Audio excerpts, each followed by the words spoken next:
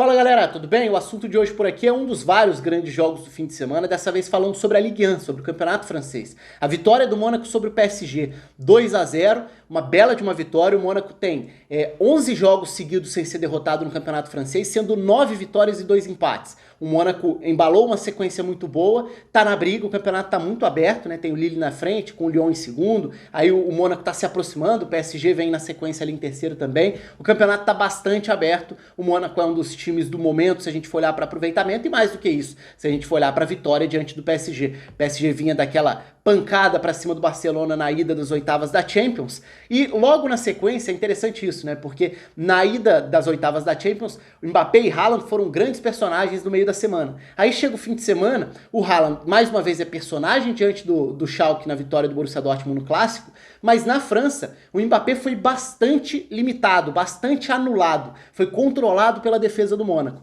E aí tem vários aspectos importantes, individuais e coletivos, para a gente tratar aqui dentro da estratégia de jogo do Niko Kovac. Algo também que é interessante porque se assemelha um pouco à dinâmica que a gente viu o Everton do Ancelotti usar contra o Liverpool, na vitória em outro clássico do fim de semana, que foi a vitória do Everton para cima do Liverpool, conseguindo vencer em Anfield depois de tanto tempo, desde 99 não vencia por lá. Naquele jogo, o Seamus Coleman fez um trabalho específico, né, como uma espécie de ala, marcando o Robertson. E por que eu tô falando disso nesse jogo aqui? Porque o Mônaco também se defendeu com uma linha com 5, o Mônaco tem variado bastante dentro da temporada, muitas vezes é um time que se defende com duas linhas com 4, no momento com bola ataca com 3 zagueiros, uma variação que tem sido cada vez mais frequente, que eu falo muito sobre ela, principalmente quando a gente fala da Juventus do Pirlo, enfim. Mas nesse caso o Mônaco jogou com uma linha com 5 mesmo, basicamente uma segunda linha com 4 e a frente com Ben Yedder. Isso tinha muito a ver com o trabalho do Aguilar, e aí a gente pode ir olhando um pouco disso no campinho.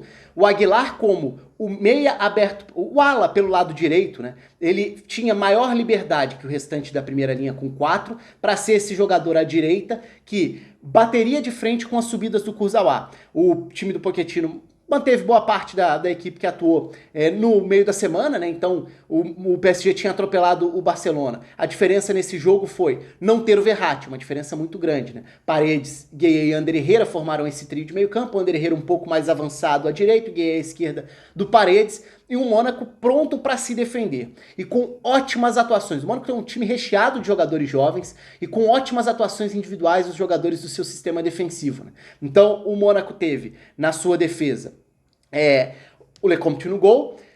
Aí na sua linha de defesa, o Caio Henrique é o lateral pelo lado esquerdo.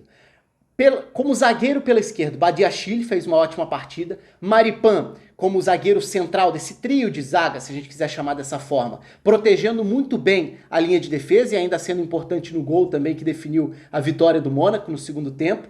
À direita, Disasi. Grande partida também do zagueiro que atuou pela direita, uma espécie de um lateral pela direita, era um zagueiro pela direita, e aí um trabalho muito específico em cima do Mbappé, porque quem seria em tese o cara que fecharia essa linha com 5 sem a bola era o Aguilar. O Aguilar era o ala que batia de frente com o Kurzawa. O Kurzawa vai abrir o campo por esse setor, o Aguilar é quem vai bater de frente com ele. O Mbappé é um ponta que vai tentar trabalhar por dentro como esse segundo atacante encostando no Icardi. O Disasi era quem fazia essa marcação individual mesmo, ia para os embates diretos e conseguiu controlar muito bem o Mbappé, que é uma missão dificílima. É claro que não foi um jogo que permitiu espaço para arrancadas, campo para aceleração, como o Mbappé faz muito bem, e algo que teve bastante na partida contra o Barcelona. Foi um cenário bem diferente, o Mônaco reduziu bastante os espaços, teve mérito de sair na frente cedo também e conseguiu executar bem a sua proposta defensiva, que tinha justamente esse encaixe da marcação, mas a gente pode falar individualmente dos 3 zagueiros do time do Mônaco. Eu falei do Disasi fazendo essa função específica para cima do Mbappé, Maripan, intervenções importantíssimas, protegendo a área e muitas vezes saindo para coberturas também, Badiashile pelo lado esquerdo, também muito bem nesse trabalho defensivo. À frente, aí tem nesse meio campo o Tchouaméni fazendo o papel de um meio campista que fez muitos desarmes, ganhou muitos duelos diretos à frente da defesa com Fofana e Sofiane Diop. O Sofiane Diop era o meia pela direita, que ajudava por dentro a marcar os meio-campistas do PSG. Porque como quem estava marcando o corredor direito era o lateral, o ala, o Aguilar, fazendo esse duelo com o Kurzawa, por dentro o Diop poderia subir para marcar, por exemplo, o Gueye, poderia ajudar a encorpar o meio, tendo o Tchouaméni e tendo o Fofana, completando essa faixa central do campo. E aí vale destacar também a enorme área de cobertura do Kevin Volland. Kevin Volland, um atacante, um segundo atacante, né, um jogador conhecido de Bundesliga, de Bayer Leverkusen, de Hoffenheim. Ele foi um meia pelo lado esquerdo, um atacante pelo lado esquerdo, deixando só o Ben Yedder à frente. E o Kevin Volland fez uma marcação muito boa, ajudando o Caio Henrique pelo lado esquerdo do campo, muitas vezes retornando para fechar esse corredor do Florenzi. Então, se de um lado o Aguilar batia de frente com o Kurzawa, do outro lado era o Kevin Volland quem ajudava a fechar o corredor do Florenzi. Uma dedicação enorme sem a bola do Kevin Volland também. Então foi um Mônaco que defensivamente fez uma partida muito boa, limitando muito a participação de um PSG que teve menos qualidade. E a gente pode falar das duas principais ausências, né? O Neymar, é claro, que é um jogador que quebra esses sistemas defensivos participando em qualquer faixa do campo, pelo drible, pela condução de bola, pelos passes, pela aceleração das jogadas a partir do drible. Não ter o Neymar dificulta muito para o PSG conseguir furar esses bloqueios defensivos. E não ter o Verratti tira a dinâmica do meio campo também. Então era um jogo em que o time dependeria muito do Paredes. Nessa faixa central do campo, o Mônaco conseguiu controlar muito bem. A posse de bola foi do PSG, mas o Mônaco sem a bola conseguia limitar a criação de jogadas mais claras.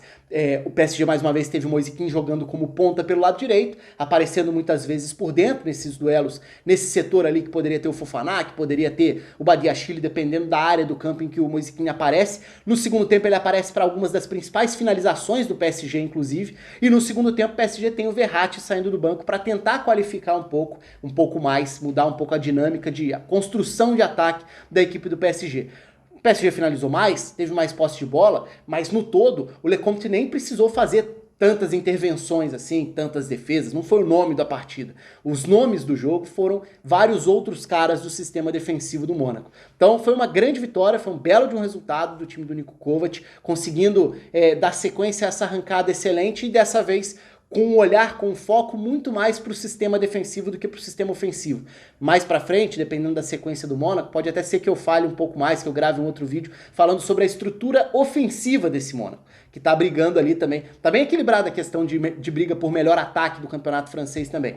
Então, esse foi um vídeo muito mais voltado para a estrutura defensiva, porque foi um jogo de muito mais organização, comprometimento e comportamentos defensivos para limitar a construção ofensiva do PSG. Deu muito certo, o Mônaco vence por 2-0, consegue uma vitória no confronto direto, dá sequência a essa vantagem, entra na briga também, vamos ver até quando vai essa briga, se vai envolver de fato os 4 até o fim, né? Faltam aí...